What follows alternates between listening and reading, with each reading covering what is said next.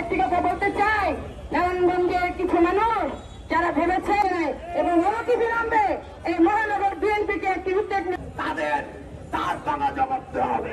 এখন বলতে হবে রহিম নারায়ণগঞ্জ মহানগর বিএনপি কর্তৃক আয়োজিত খুনি মহিলা বাংলাদেশ থেকে পালিয়ে গিয়েছেন, কিন্তু তার কিছু প্রেতাত্মা বাংলাদেশে রয়েছে।